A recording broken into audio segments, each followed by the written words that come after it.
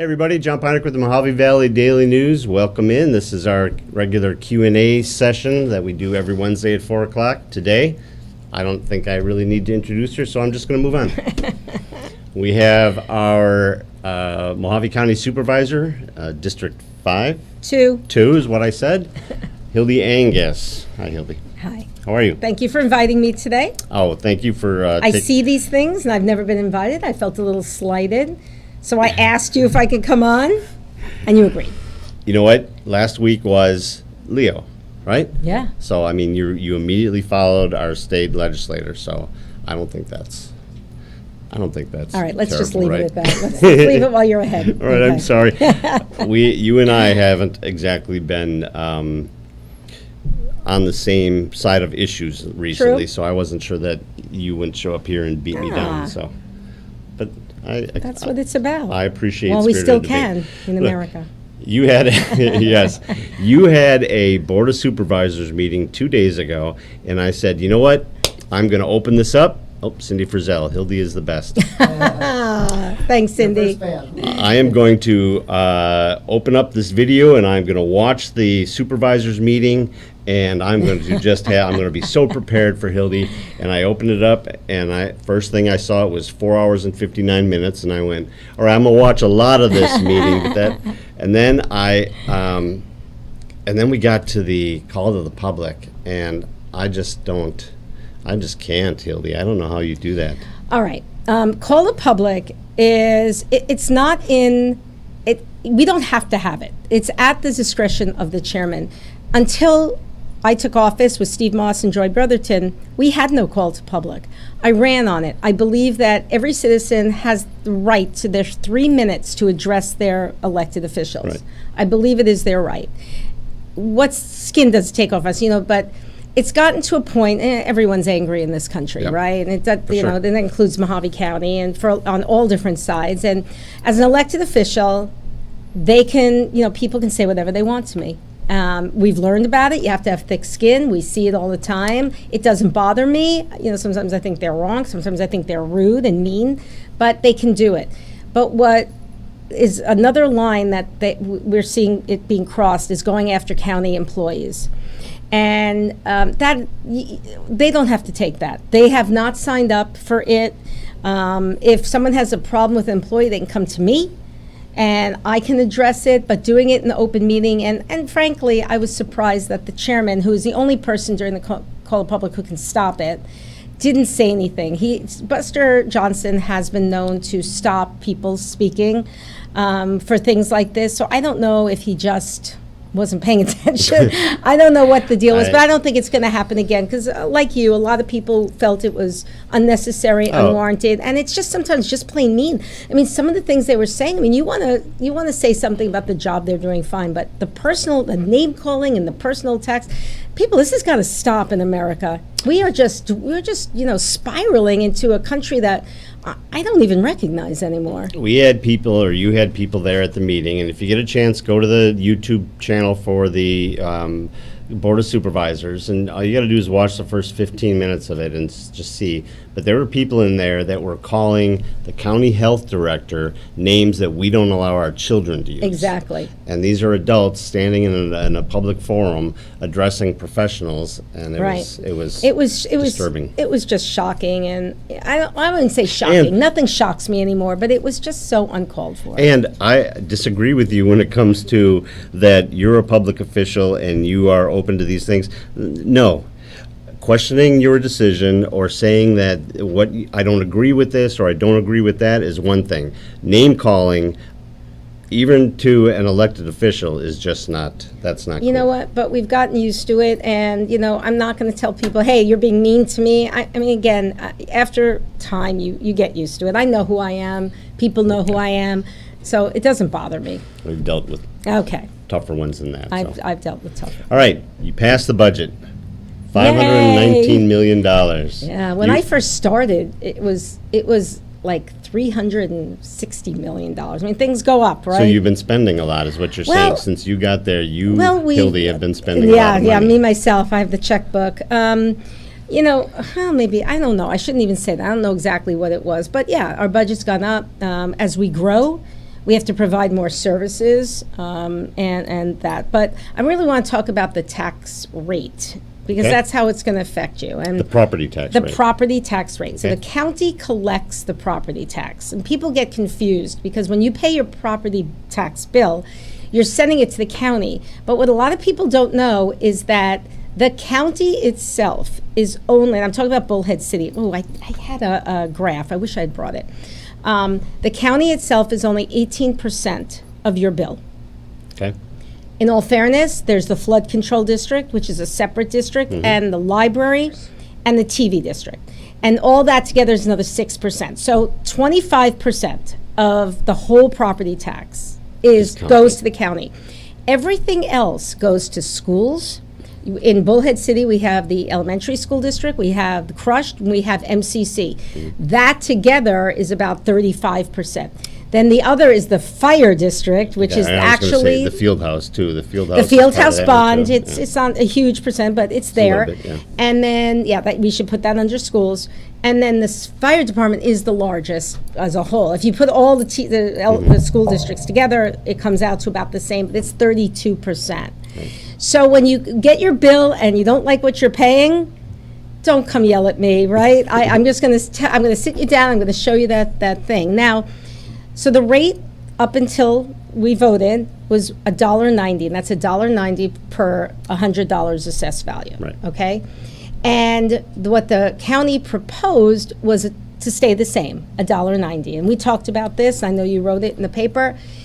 When you saw the article about that we were raising taxes, what they're talking about is that there is a number that the state says we have to. I think it's a good thing. The state says we have to Super talk sensitive. about. You don't Okay, have to. It's I not don't the have to radio yell? one. Your radio one. You got to be right there. Okay. Yeah. Okay. Great. So you can afford to get the It's equipment. nice. Okay. Yeah. I think Jeff owns it. Oh, I hope they're not listening to me.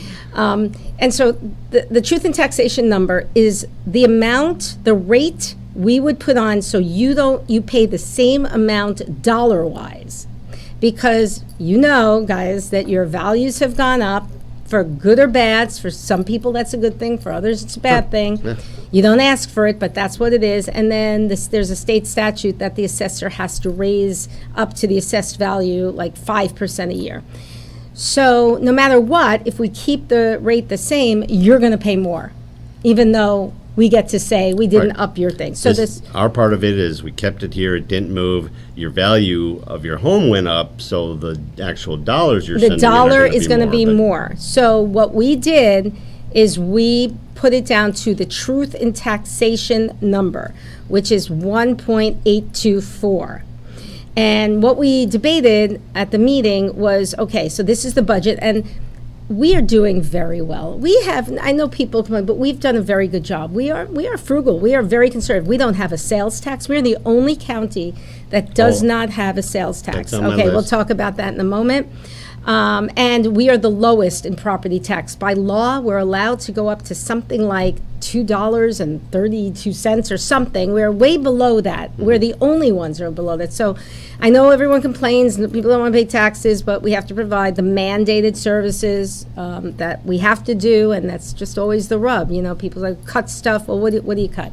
You want us to cut road maintenance? Do you want us to cut sheriff's departments? Do you no. want us to cut jail? No. So it takes money, and then we are like everyone else. Inflation, cost of everything has gone up.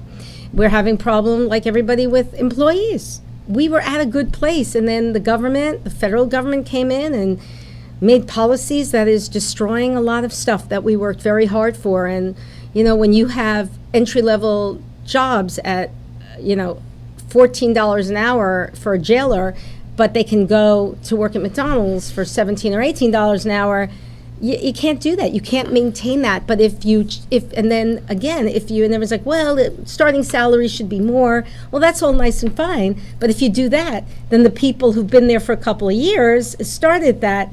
Everything has to be raised up. Everything. All right, so let's address that. Okay.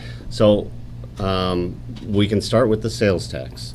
So we have the property tax, and that is a chunk of money that comes in, and you take care of all of your stuff from there. Right. Taking the fire and the school and all that kind of stuff out, just the operations that you need with your base rate. Right. You decided actually to bring it down so the money would come basically where we were at.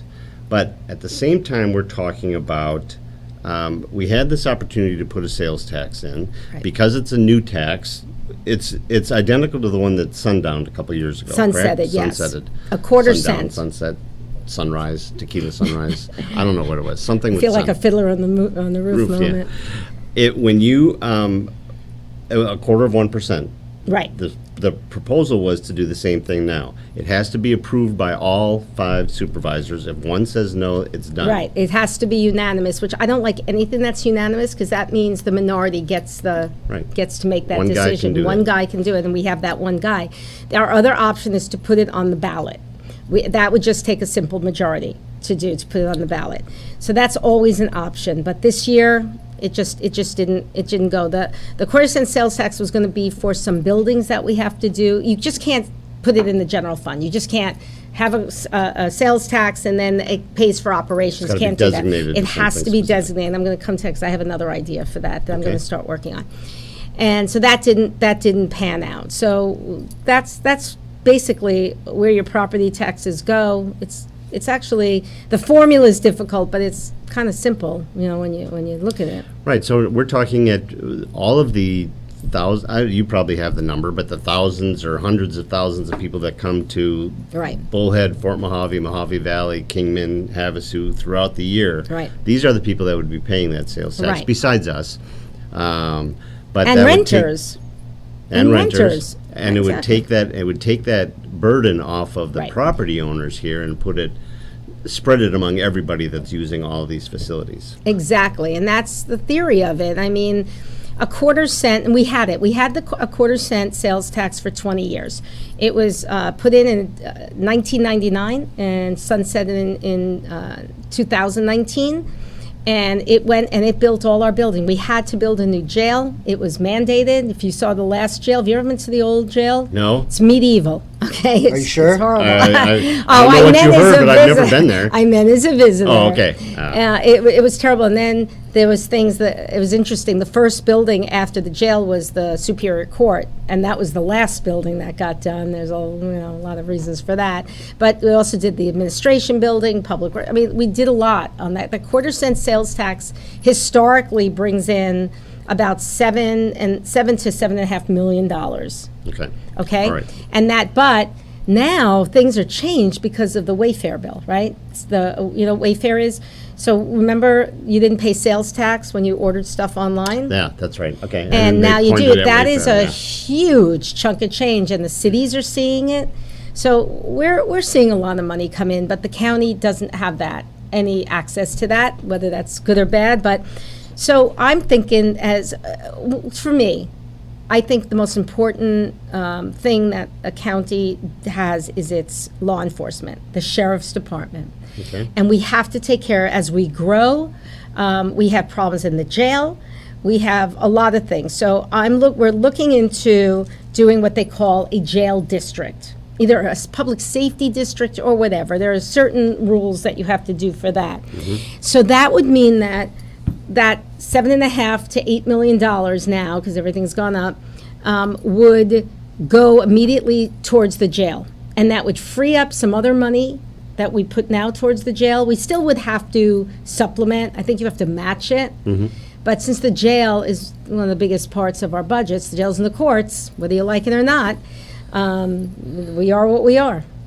This Hildy from Hildy's house? Yes, this is the Hildy from Hildy's house. Yeah, and you want to talk? We can talk about that. I'm so proud of that. Yeah, you should be proud of it, but no. Okay.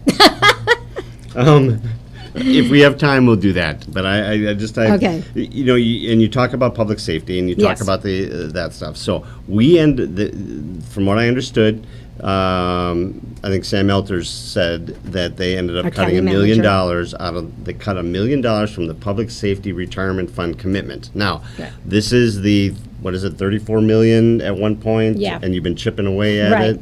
You had $1 million, or I don't know what the commitment was this year, but now it's $1 million. Right, we less. pay off, we can write a book about that whole public safety and how screwed up, it was the state. It Yeah. wasn't us, it wasn't any public safety entity, it was the state making bad investments during the bust, right? but we left holding the bag. So it's been like a burden. It's a liability. It's on your backs all the time. It's a lot of money.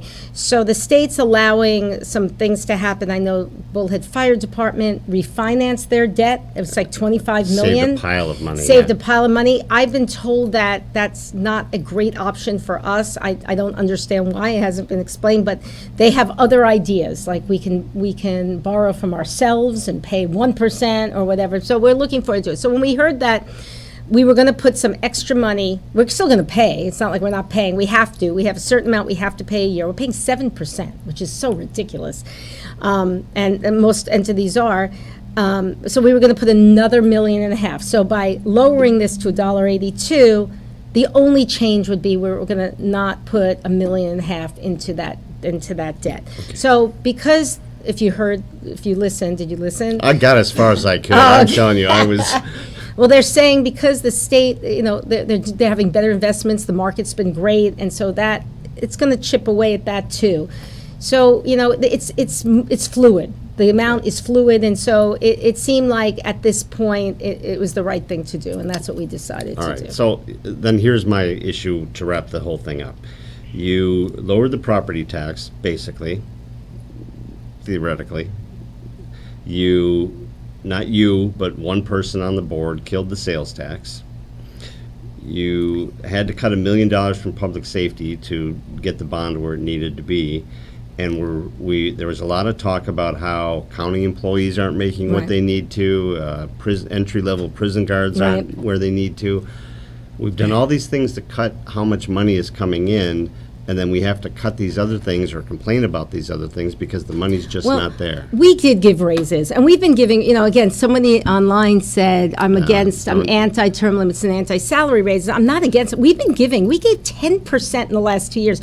We've been giving raises. To county employees. But, the whole system of public employees is, in my estimation, archaic. You have these steps, you come in at a level and you go up. It's like a union. I kind of understand it more. I'm for merit raises. I think everyone should be, compensated by their merit, by their worth, and that's the only way you get rid of bad employees, right? But where he was talking was entry level. But you just can't do entry level. All right, so let's say you work at the jail, right? You came in at $14 an hour. You got 5% raise, right? So now you're making $15 an hour or something. You're working it for 3 years. Somebody comes in at $16 an hour. Yeah. You're going to say, hey, I've been here for 2 years. It's human nature. So if we change entry level, we have to change everybody. Everybody has to rise up to go with inflation. So that's a big chunk of change. So we are going to investigate, if you listen to the meeting, we need to do some kind of study on how we can do this. How are we going to do this without bankrupting us immediately? And if we need to raise taxes, we'll be able to explain it better. It's new. This whole thing just happened in the last kind of 6 months since the country opened again. So we're just kind of doing it out. It won't be in this budget, even though we did give raises. We gave some raises out. But we have been giving raises. This notion that we don't give raises, and I've fought it because it's not true. They've been kind of secretly giving raises, and there are ways to do it. But when times are good, but when times are bad. But we have now $30 million in our contingency fund, which I believe when I started, it wasn't even a tenth of that. I mean, we have, for a lot of reasons, we always end up with more money at the end of the year, fiscal year, than we project because we are very conservative. So we have money in the bank. We're doing okay. So this would have been a good time to now do the study, see where we're at, we have to see what other counties, because we were at a point where we were kind of in equity with the other, let's say sheriff. The sheriff is, their competition is going to be like the police departments. So we were at a point where we were all equitable. So now Bullhead City has raised their salaries, so people now are leaving again to go. And now is a vicious cycle. I wish that the whole county would get on the same. I really do, because what happens is people get hired by the sheriff's department. We foot the cost of training, which is very expensive. Maybe they have to stay a year, and then they're off. They're gone. They're off to make more money. Vegas or something. And that's a problem. It's just innate in the structure of it. So that makes sense, and that's good. That's good news. Did you guys instruct the county manager or somebody, or the finance department or somebody to start working on that? Yes. Okay. Yeah, we're gonna, Okay. I don't know if it's consultant, I don't know if the departments need to do it, but we'll get a report on what needs to happen. Where does the money go for people being charged for parking at the parks? Well, if you're talking about parking here in town, those are city parks, so that Right. goes to the But city. I'll tell you about like Davis Davis Camp. Camp. Our parks they call them enterprise funds. Our parks pay for themselves. Okay, so that So money, like the every- city, that goes to the It people goes that work right back there into the and- parks, and some of the parks, like the Wallapai Park, it doesn't really make that much money. Davis Camp basically funds all our parks. That's how successful that park is. So that is why we do it. It goes for maintenance, it goes for updating. We need to do updates on Davis Camp. What else? My husband passed away 9 years Yeah. ago. His name and mine are still on the property tax form, so I had to go to Kingman to get this changed. Why? You can actually go there. We have an assessor's office in Bullhead. I don't know why they told you. I'll ask Claudia. Text me on Facebook and remind me.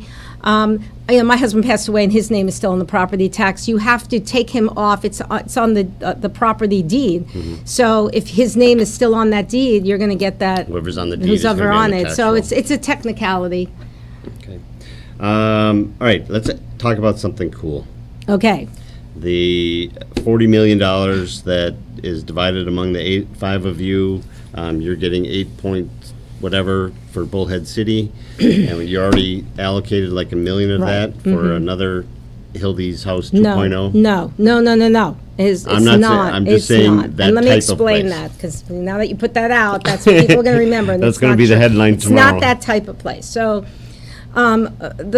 everybody got this ARPA money. We can have a philosophical discussion whether this money is worth it, how it's going to ruin us. Money falls from the sky.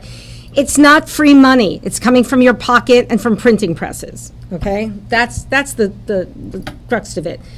We get grants, we get money all the time, and I'm going to tell you that we have refused some money because if it has strings attached and stuff like this. But this is a big chunk of change. Now, there are certain guidelines that we are required to follow on things that we can use it for.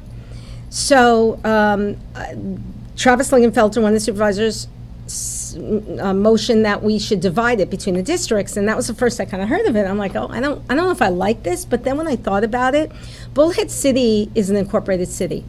So none of the projects that the county would have, proposed are in Bullhead Would City. happen in Bullhead City, I right. believe this money is stimulus for the community.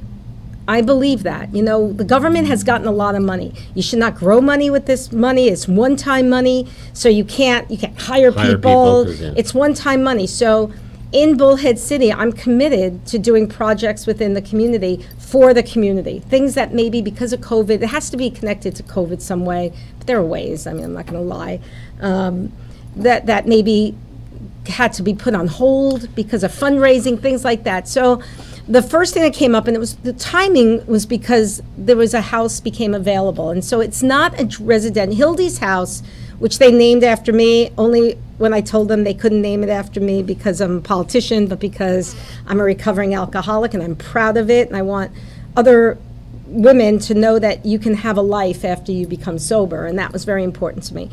So we have now, when I moved here, we had no drug treatment, residential drug treatment. When I went, I had to go to California, because I had money, but a lot of people don't. So I wanted to make sure it was out there for people who couldn't afford to go to these private ones. So now we have four. We have 4 drug treatment, really 3.5. One's kind of halfway. But we have now a lot of treatment beds. But to be successful, there has to be kind of this continuum of care. So after people leave treatment, they have to still have this support. A lot of people don't have anywhere to go. You want to make sure they don't go back to the people, places, and things that got them into trouble in the first place. We all know, we're in Bullhead City. We all have family or friends, somebody we know who has, gotten into that cycle. So we need to support as much as possible, but still encourage them to enter the world. So look at it like a halfway house. I don't really like that term. It kind of got a bad rep over the years. We call it sober living. So this house became available, and it was perfect. It was 9 bedrooms, huge bedrooms, and it has kind of a storied past, And it's in a great location, 1 block from the 95, so it's on the bus line, because a lot of people don't have transportation, because once you go in there, you need to pay rent. I mean, it's not like a flop house. It's not Yeah. like, okay, I'm done, I just lay around. You have to, Have a you have bed to, and you have a food bed, you and- do yeah. chores, you gotta pay rent, and you have to have a job. But you still have the support that you're with people who aren't gonna drink. I mean, there are rules. Who are in the same situation You as know, you. right, and in the same situation, if they find alcohol or drugs, they're out. I mean, it's not soft. It's a soft landing, but once you get there, it's not soft. You have to follow the rules. It's to kind of get you ready for the real world. Right. To have the strength and the support, the sobriety, because when you leave, if you went for 28 days, you only have 28 days. That's a lot if Nothing. you've never been sober, but it's not a lot. So you have people around you who support you, and so it's an important piece if you were going to have successful people after this, because drug treatment centers don't have a high. We're having some very good outcomes here. It's like you're trying to sell me on this. Do Yeah, you I'm believe t- that you have to sell the community on this? At times, yes, because I Really? think there's still people who think that treatment, and we've come a long way. I mean, don't get me wrong. When I was coming up, there was still kind of a stigma to it. Sure. But people have been so supportive on the drug treatment house. But this next thing, I want people to understand that that's why we have to do it. Now, there are, I believe, 3 sober living homes. West Care does 2, 2 women. There is a men's that I believe Southwest has, and I think there's another one. I don't really know much about it, but they're small. So there's a waiting list to get into them. And it's that waiting time that can be between somebody staying sober and someone going out again. Yeah, And when for you go sure. out again, usually it's worse. And if So- you're lucky, you oh. get to come back. The stories, and I've been in those same rooms as you, Right. those stories of people that go out and then within a week they have, they've Right. died. Right. So- And that's their choice. You have to you really want to live more than you want to die. And Yeah. it's so hard, because if this has been your life, if this was your family life, and that's all you grew up with, and that's all your friends and family, it's hard. And these women are incredible. I mean, they want so much to have a better life. Some of them come in pregnant, and they don't want that. They don't want their children to go through what they went through. And they're amazing. Oh, it's just a continuum of what Right. happened from my parents to me to my child. Yeah. You got to break the cycle, and when you're in a town like Bullhead, let's just be honest, it's been part of our culture for a long time. Sure. And you know what I love? I love the idea behind it, and I would back that 100%. Thank you. I think That it's a leaves you good with- use of money, and that was $1 million. Right. The house, it's 9 beds, it's a big bed, and then maybe if it was over a year ago, it would be less price, but everything's Oh gone up yeah, in price. contractors are going to cost you to Yeah, get it and ready. then they got to do stuff. So yeah, hopefully $1 million will cover it. We're looking, but anyway, that's that. So the $8 million is $4 million a year over 2 years. Okay.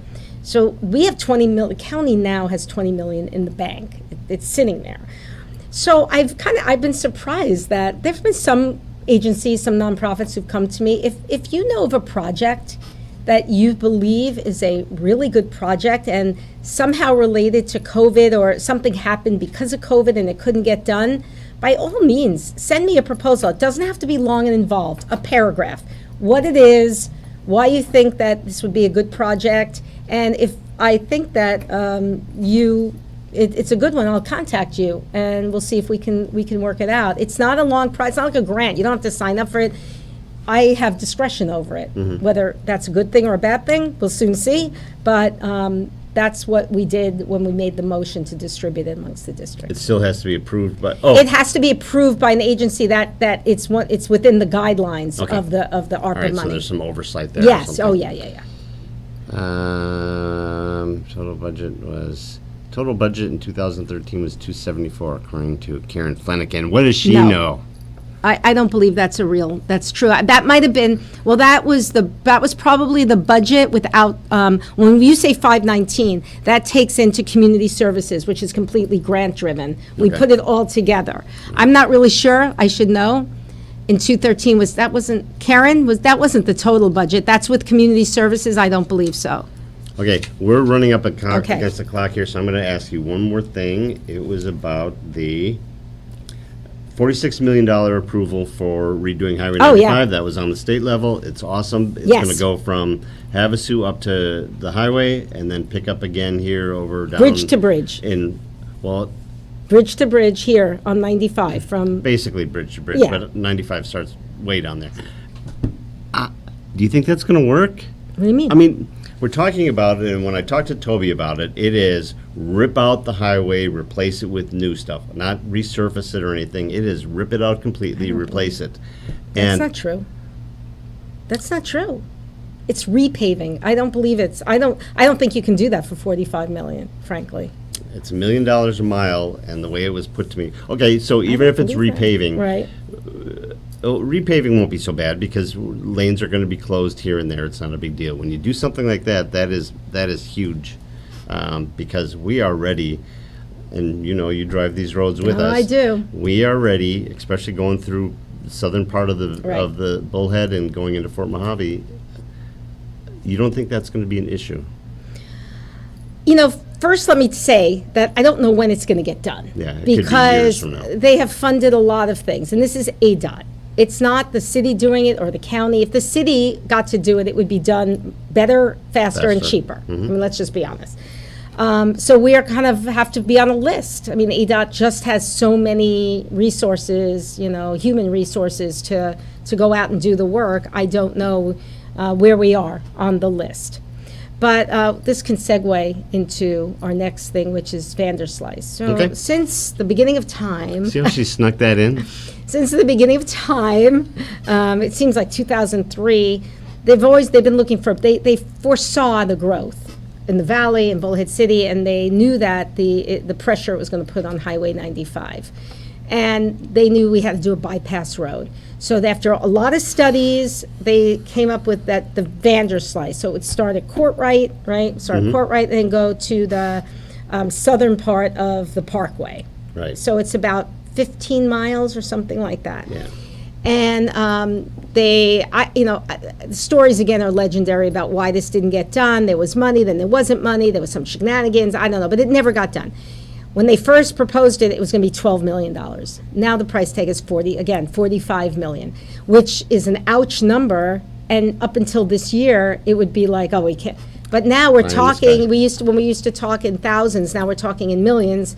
And so 45 million doesn't seem, we've got infrastructure bills, we've got this. So I've already spoken to our state representatives, and they're going to work with me and Ron Gould, who's District 5, that's mostly his district, and we're going to see if we can get the money.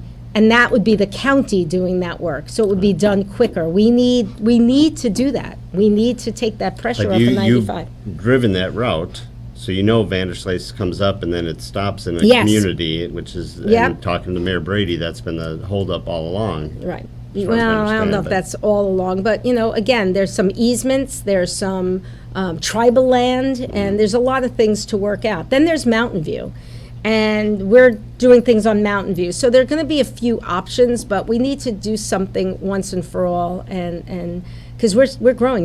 Mojave Valley, Fort Mojave is one of the fastest growing areas in Mojave County. Yeah. That's why I was hoping Regina was talking about the 109 million for rural roads, and I understand yours stops down there at the end of Bullhead, but I would hope that some of that money, because once you leave Highway 95 in Fort Mojave, Mojave Valley, the southern part of Fort Mojave and all of Mojave Valley, Right. where I live, the roads down there are just, I know, we have so many roads. Mojave County is the 5th largest county in the whole United States. And we've only got 200,000 people, land-wise, right? It's land-wise, and where it's huge. I mean, we go from Colorado City down to Havasu, and a lot of it is rural. We got road issues, the cities, and then it's not like it's a one-time fix and then you never have to think about it again. Yeah. The weather, so Maintain it. it's very challenging. And, we get HERF money, highway user, was it Funds. highway user revenue fund or something, and that's from your sales tax, from your gas. And now with electric cars and better gas economy cars, we're not seeing that kind of money. So again, everything has to be rethought and how we're going to do this. I don't know. They were talking about another gas tax. but now that our gas prices have gone up beyond our control, I don't think that's going to happen. Hold up on that. Well, hopefully we get this staffing thing handled and get those truckers back on the road. Maybe things will come down a little bit. We have gone over by a few minutes. Jeff's on overtime now. Oh, Time.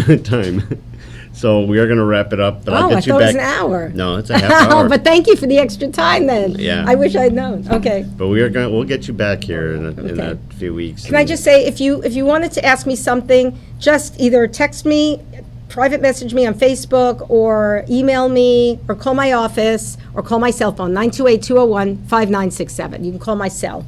Totally Always reachable. available. Always available. Thank you, Hildy. Thank you I very appreciate it. much. Thanks for coming in. Everybody, thank you. There's a possibility that our guest on Valley Voices tomorrow is going to be the guy sitting behind the board back there, Jeff. Oh. So we're working on it. We got some contracts that got to be signed and agreed to, and some language in there that he only wants green M&Ms, and it's just really weird. So we will decide. But tomorrow morning at 7:30, we have our daily dose. So please tune in and check us out then. Thanks for joining us, and we will see you soon. Bye-bye.